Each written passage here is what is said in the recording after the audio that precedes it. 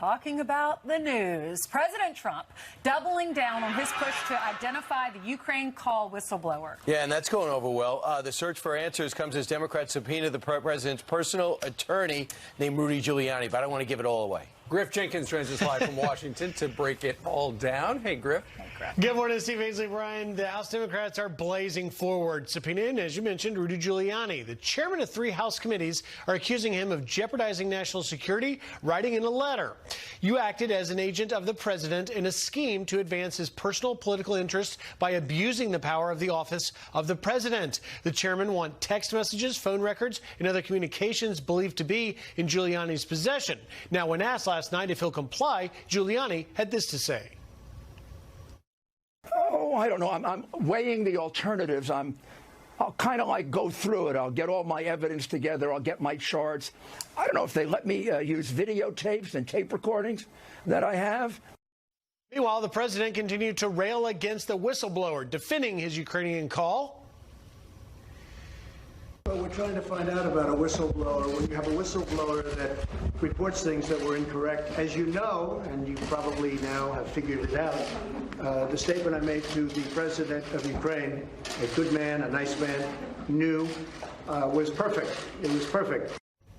And we're learning that Secretary of State Mike Pompeo may have been listening in on the Ukraine call. Now, remember, Pompeo has already been subpoenaed by those House committees. Walk this out just a little bit, guys. There's questions over whether the Senate would take up impeachment if the House voted in favor of any articles. Well, Majority Leader Mitch McConnell says he would have no choice but to do so based on the Senate's rules. Guys? That's right, Griff. Thank you very much. So if Rudy does not produce this evidence that they're asking for by October 15th, and he just said he doesn't know whether or not he's going to comply, don't be surprised if the House Democrats then use the fact that he did not comply in one of their articles of impeachment against the President of the United States. Oh, you know they will. If passed as prologue, because that's what they did during the Nixon days. They're asking for his text messages, his phone records, and other communications. They're asking for documents and depositions from 3 of his business associates and says he has to turn this over by October 15th. Right. They're trying to rush this through. Yeah, they are. They're trying to get it done quick because people start realizing this is going to be a redux of the Mueller probe, which never ended, which had sensationalistic headlines and then would produce very little, and in the end, end with a thud. So if they think they can rush it through, they can get the focus back on 2020 and onto their candidates who, if you watch SNL, even SNL has trouble realizing there's top qualities over there. The other thing to keep in mind is they're going to get a lot of these people like Rudy Giuliani in front of them. They're going to get a lot of people like William Barr in front of them. It's easy to get them there. Then try to score points. I mean, you're going to try to out verbally slug Rudy Giuliani. Best of luck with that. You're going to try to pin William Barr to the ground as if he's done something that he should be covering up. I don't think so. As we're about to discover and go over some of the sensationalistic headlines from yesterday, there's almost no there there. There's a big headline that'll get your attention. Then you look at the story, it's easily explained. I think it gets too much in the weeds. I think first they're going after the president with impeachment. Then they're going after Rudy Giuliani. Now it's Bill Barr. And America's saying, what? How are they all connected? Connect the dots for us. What are you talking about? It's just so much information. And I don't think that the country, if you look at the polls, the recent Quinnipiac poll says 47% of regular voters do want impeachment, 47% don't. Our country is totally divided, split right down the middle. But they are gaining some momentum on the impeachment. Yes, there's been a 20-point net change in the since opinion. Before the release of the conversation. Right, regarding impeachment. What they're trying to do is they're trying to create the narrative, the Democrats are, that this is a lawless president. That's what they want people to think. Of course, when it goes to the Senate, I don't know that many people who think that he would actually be convicted. Devin Nunes explained what's the rush, because keep in mind, even though Congress is on 2-week recess, I was going to say hiatus, they're full steam ahead. They're going to depose a couple of people this week in this impeachment probe. Here is Congressman Nunes. Listen to this. This was all concocted, okay? They are rushing to impeachment. They want to get impeachment done before December. Why? Because they know if they go into next year and drag the country through it, it'll continue to be a loser, right? So they have to move fast. One thing they learned with the Mueller probe is that the longer it sat out there, it started to rot, it started to smell, and likely a lot of those people are going to be in trouble. Well, apparently, according to the Washington Post, Nancy Pelosi ordered the House Democrats to keep the momentum going despite the 2-week hiatus. The staff of 3 committees scheduled for Wednesday and Thursday to depose Marie Yovanovitch, the U.S. ambassador to Ukraine, who was removed by President Trump's administration this past year. Also, Kurt Volker, who resigned this past week as Ukraine envoy. And on Friday, they're going to talk to the Inspector General of the Intel community, and that would be Michael Atkinson. He's the guy who received the whistleblower complaint. So even though Congress is technically out of town, the Democrats are keeping the pressure on. Yeah, they're also wanting They're not to interview. leaving. They also want to interview the whistleblower. They said that no date has been set for that, but his lawyer is saying that he's entitled to anonymity. He doesn't want his identity to be put out there because he fears his safety. So here's the big story yesterday, and expect something every day, but just read beyond the headline. One of the New York Times, Washington Post. Let's begin with the New York Times. Trump pressed Australian leader to help Barr investigate the Mueller's inquiry, the inquiry origins dating back to before 2016. And the Washington Post had this headline: Barr personally asked foreign officials to aid the inquiry into CIA, FBI activities in 2016. That should not be surprising because the president's asked publicly and said publicly, now that I have William Barr, which he called a real attorney general, I want to find out what led up to 2016. I want to find out what launched the investigation, what launched into what happened to me and my campaign behind the scenes, because I've been unable to get answers since I got this job, and I've been on constant siege since I got this job, as we wait for Michael Horowitz, the Inspector General, to come out with what he found out, and John Durham to work his way through his investigation. Well, those two newspapers presented that news as big bombshells, but it's not bombshells because the president pretty much told us from the, the White House in May that he wanted the Attorney General to talk to the other countries regarding Mr. Durham's investigation. Let us go back in the Wayback Machine to May of this year. For over a year, people have asked me to declassify. So what I've done is I've declassified everything. He can look, and I hope he looks at the UK, and I hope he looks at Australia, and I hope he looks at Ukraine. I hope he looks at everything, because there was a hoax that was perpetrated on our country. It's the greatest hoax. So why are you making this a mystery? You could have included, if you're writing that story, you could have included that soundbite in your story and said, and you want to build up a story, you build it off that. The president admitted earlier, now he found out William Barr took it up on him. Instead, they act like they had this big story that the president's going to look to backpedal, when every day he talks 2 or 3 times a day, if he's going in and out of his house, about things like that. And he has been pressured heavily by Republicans to get to the bottom of all this. So you would think Australia, on their heels, would quickly look to do some damage control. Wrong. They told Fox News, quote, after the president said what he said, we initiated the contact. There was no pressure. We acted in order to help. I got news for you. If we found out that some of our people were affecting the Italian elections or the French elections or the UK elections, we would also say we will help any way we can. Right. If the Attorney General is looking in, they're investigating what happened during the Mueller probe. Don't they have the right to talk to other countries? Lindsey Graham said that last night on Sean Hannity's show. Listen to this. Barr should be talking to Australia. He should be talking to Italy. He should be talking to the UK to find out if their intelligence services work with our intelligence services improperly to open up a counterintelligence investigation of Trump's campaign. If he's not doing that, he's not doing his job. So I'm going to write a letter to all 3 countries and asking them to cooperate with Barr. Now, this is a letter sent by my Democratic colleagues in May of 2018 to the Ukraine saying that if you don't cooperate with the Mueller investigation, we're going to stop our aid. It's okay to cooperate with Mueller to get Trump, but it's not okay to cooperate with Barr to find out if Trump was a victim of an out-of-control intelligence operation. We're not going to have a country like that. And let me just add, the reason why those countries matter, remember the names Ambassador Downer from Australia. Remember the name Joseph Mifsud? He was a London professor originally from Malta.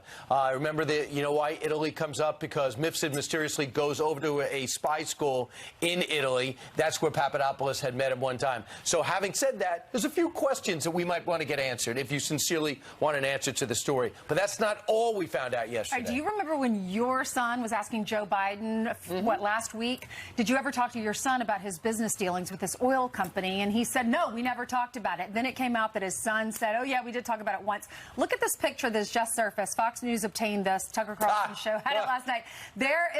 That's Joe Biden, second to the right. And then Hunter Biden is Hunter far Biden's right. on the end, right. And on the far left is Devin Archer, who served on the board of Burisma, that Ukraine gas company, with Hunter Biden, the guy at the other end of that foursome. So I guess they played golf for 5 hours in silence. Well, we know for a fact what they did not talk about. They did not talk about that oil company. That's right. They well, did which not. One's right? He said they didn't. His son said they did. Well, the vice president was very clear. He has never talked to his son about his business His overseas. son was very clear. We have talked about it. Where is my son talking to that guy about his son? Right, yeah. Lots of sons. Here it is. How many times have you ever spoken to your son about his overseas business dealings? I've never spoken to my son about his overseas business dealings. And so how do you know? Let's talk about, here's what I know. I know Trump deserves to be investigated. He is violating every basic norm of a president. You should be asking him the question, why is he on the phone with a foreign leader, trying to intimidate a foreign leader, if that's what happened? That appears what happened. You should be looking at Trump.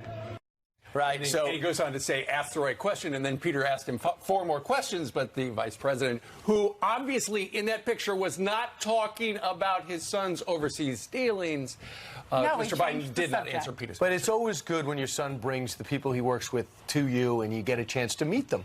It just so happened the word Burisma never came up. Brian, the former vice president may not have even known that that guy worked with Hunter Biden. Right. We don't know. They might have We shown don't know up. what that conversation was They like. might have shown up at a pair hoping to get a foursome, and the other two Burisma executives just happened to be sitting in the Hamptons lobby and said, okay, I'll play with you. Don't they say most business dealings are done on the golf course? I've heard that. But They didn't talk about business. Nope, because the vice president was clear. Never talked about the overseas dealing.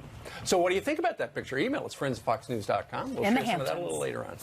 All right. I think he's got a follow-up question. Meanwhile, straight ahead. She spent 30 years as one of Chick-fil-A's top executives, so what's behind the chain's success? Our next guest is taking us behind the scenes and through the drive-thru. So nice.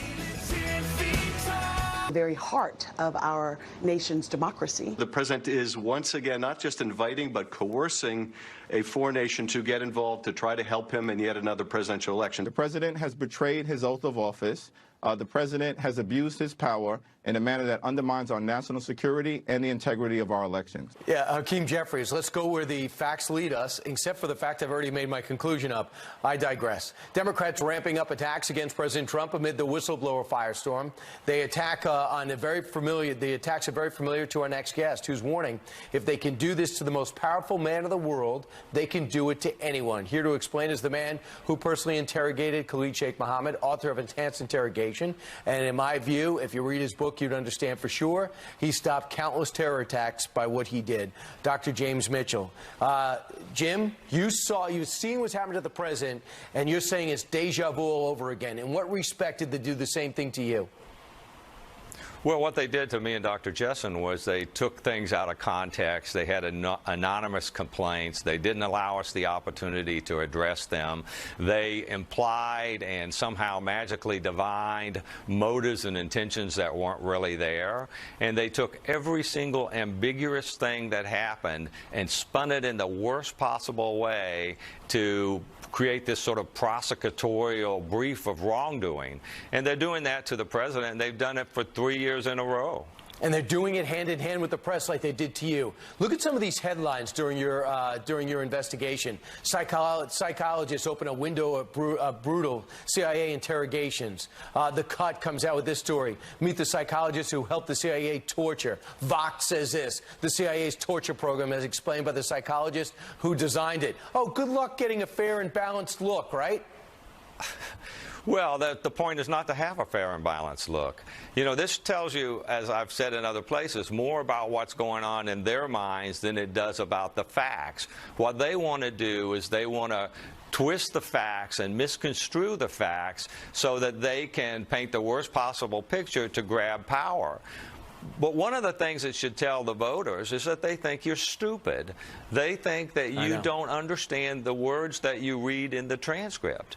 You know, he did not do those things that they were accusing him of, just as we did not do the things that they accused us of. And you said, for example, Adam Schiff, he is so invested in Donald Trump being corrupt and terrible and illegitimate that he can't let go of that bone, correct? Right. He's invested he's like a hostage taker who's trapped in a situation where there's no way for him to save face. He's put so much of his self-esteem and so much of what's important to him into this effort to try to get Trump impeached that there's no way out of it that he can save face. And he's squandering millions of American dollars, and he's just going to continue to do it. You don't get a do-over just because you don't like the President of the United States, and you don't get to make up crimes out of, for example, that transcript, which any ordinary person can read and see that those things that they're accusing the president of, Joe Biden actually did. And lastly, we're going to go over this in the next 2 hours and 50 minutes. But a revelation showed when he was on the phone with the Ukrainian president, the Ukrainian president didn't even know the money had been held up for a month as they evaluate the aid they were going to give. So what do you mean he's sitting there like a mob boss? Final thought.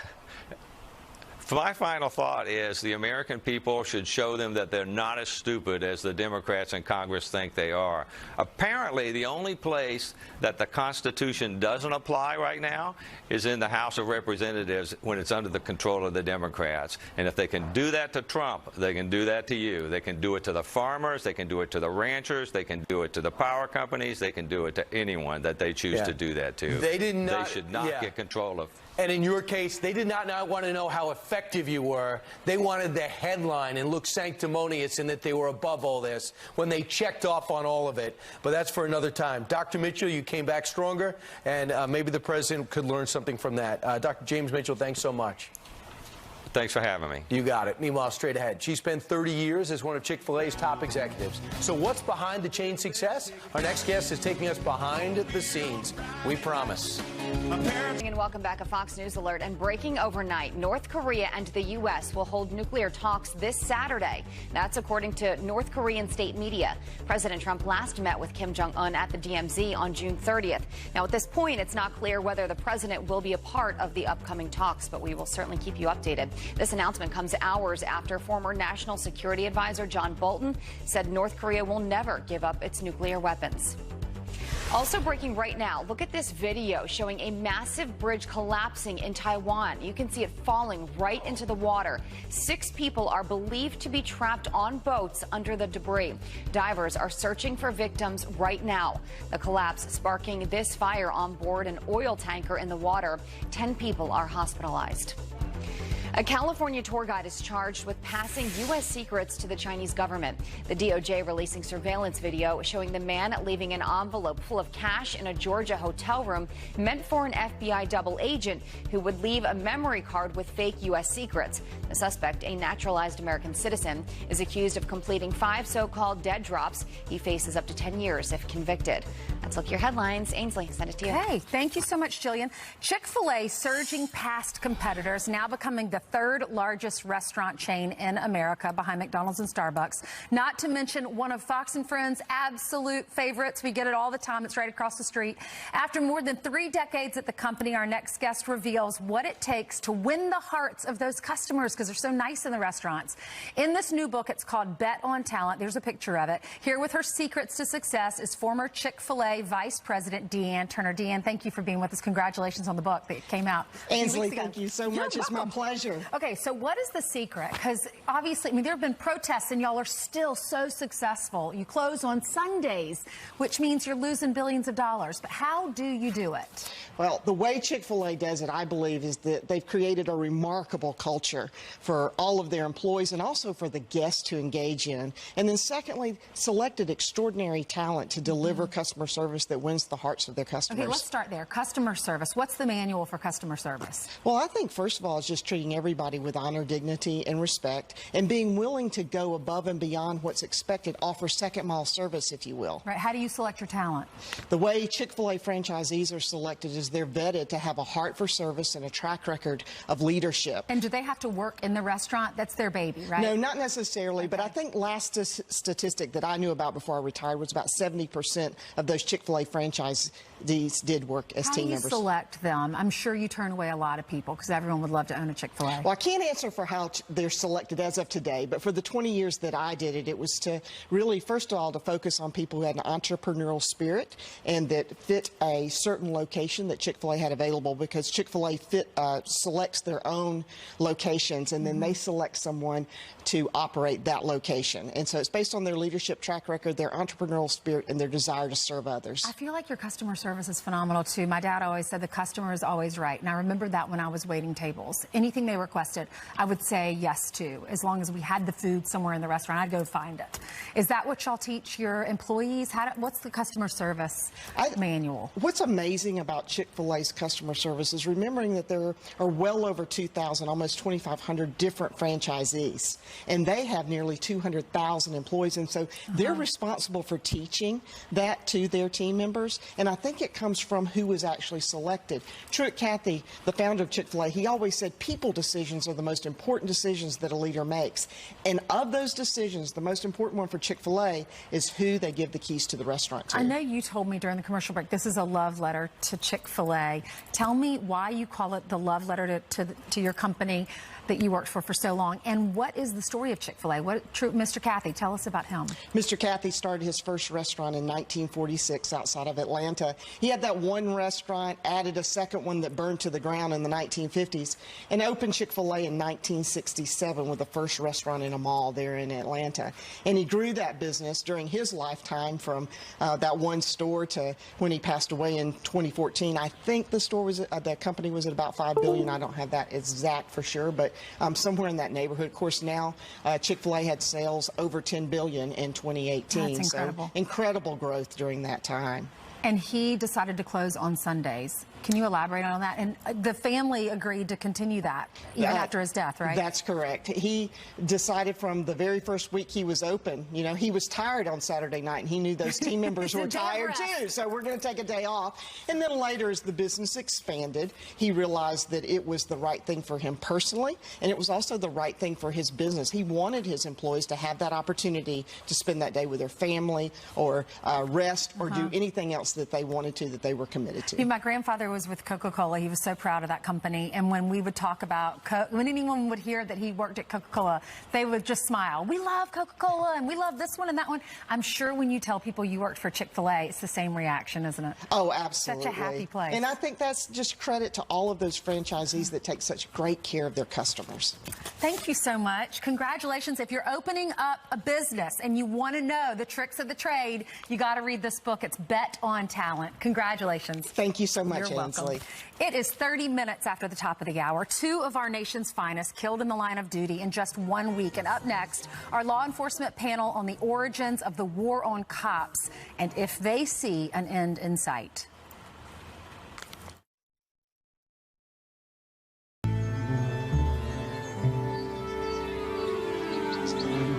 The morning and a touching moment between our president and a wounded veteran.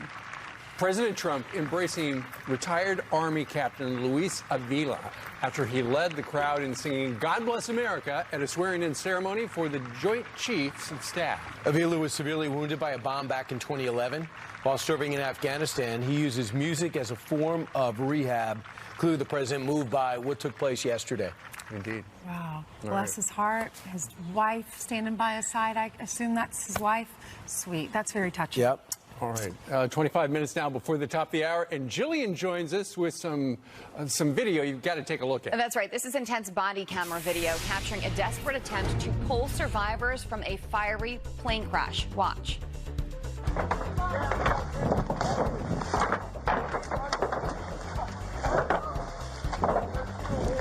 First responders rushing into the woods to the scene of a wreck, only to find 3 people dead in DeLand, Florida. Witnesses calling 911 after seeing the plane nosedive into the ground and hearing a loud boom. The NTSB is investigating. More than a dozen students rushed to the hospital after being mistakenly injected with insulin. The teens were supposed to be getting a tuberculosis test at their school in Indianapolis, and as you can imagine, parents are furious. Because they could have died. You know, my daughter could have died. How come you did not pay attention? And you did 16 kids. When you got to your 16th child, that's when you realize it was a mistake. The school is working to figure out how this happened. An insulin dose can cause blood sugar drops in non-diabetics, which could lead to fainting and seizures. A student government bans the Pledge of Allegiance at meetings. The group from the University of Oklahoma claims it is incompatible with the U.S. Constitution because saying one nation under God limits freedom of religion and speech. One student also points out the pledge was written to celebrate Columbus Day, which the city of Norman recognizes as Indigenous Peoples Day. Many students call the move un-American. A UK teen spent the last 7 days like this. Dude, where's my car? Where's your car, dude? Dude, where's my car? Where's your car, dude? Dude, where's my car? Okay, so 19-year-old Connor Spears searched for his missing car for 1 week. He drove to a music festival and forgot where he parked it. When his story went viral, a stranger saved the day when he spotted the car. And in case you're wondering what Connor's mom thinks, she says she's, quote, annoyed that he was so irresponsible. Let's look at your headlines. Steve? All right. Thank you very much, Jillian. Meanwhile, turning to tragedy on the police force as 2 of our nation's finest killed in the line of duty. Police radio capturing moments right after New York City Police Department officer Brian Mukeen was shot dead by friendly fire in the Bronx after a violent struggle over his gun with a suspect Sunday morning.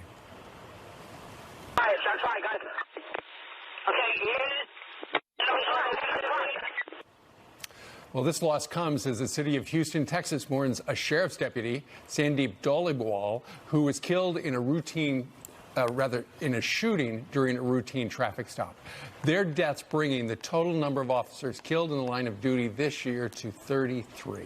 Here's the reaction our law enforcement panel. Former New York City Police Department officer and Army veteran Darren Porcher, screen left right there, retired New York City Police Department Lieutenant Joe Cardinal, and former New York City Police Department Detective Dr. Oscar Odom. Gentlemen, thank you very much. You know, we cover these stories because it doesn't seem like they get enough attention. But when you look at what's going on, Dr. Odom, what are your observations? It's a disgrace, and it's sad to see our country, to see what is happening to police officers across the country. This is a tough job that people wake up in the morning and they want to go out there and protect and serve the public. This job, we shouldn't be out there saying that when officers come out there that we should abuse them or do anything to them, because these officers are there to make a change in people's lives. Well, and Dr. Odom, just look at the disrespect in New York.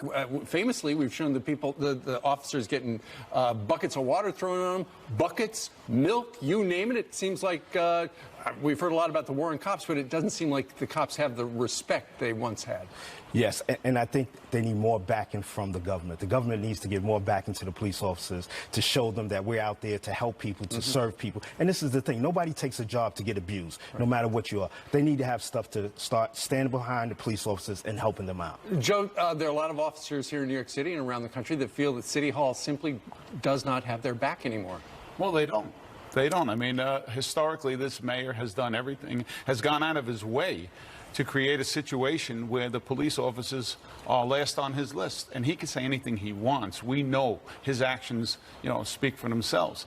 When you have a city council that passes laws, every law that they're passing right now is against what police have to do. You don't want to go out there. You're so afraid to go out there and do your job. And like I've said before, what is a cop's job description these days? You don't know, because it changes every day to suit the politically motivated, politicians that have to get reelected. They have to serve, this area, that area. And you want to know something? The cops are last on the list, and they should be first. They're our first line of defense, and they should come first. Yeah. Dr. Porcher, your line of work is so important, but at the same time, it's so complicated. I mean, you never know when you're going to get the call about, the guy you work with was shot in the Bronx.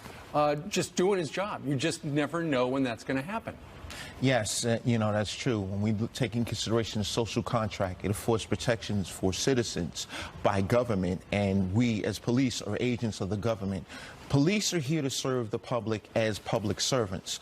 Enforcement is a small component. I want to say it's 10% of what officers do. It's primarily that service component of 90%. But it gets to police and community need to have that strong relationship, because it's that relationship that builds trust that affords greater protections for us as a public. So as we move forward, we need to stand together with not just police, but the public, because we need to accomplish this feat, because we're in this together as a result. Dr. Odom, the phrase war on cops has been used a lot. If there is a war on cops, are we any closer to the end of it? I would hope so, because the thing is this, is that time and time again, one of the things that they should do is also put out there to let people know the times that we do save people, because it happens on a consistent basis. Day in and day out, police officers are saving people. And people are coming in and they're making comments, thank you so much, these are the different things that we're doing. So this war that they have on cops, it needs to stop, and it needs to stop immediately, because police officers are out here to protect the public and to make sure people are okay, so that they can go on with their day-to-day lives. Without law enforcement, we have nothing. Right. And Joe, a lot of it comes back to community outreach. I mean, it seems ludicrous to say, but in some communities, the cops need to be recognized as they're not only there to help you, but they're, you're my friend. You're here to help me and save my life. If I, call the number.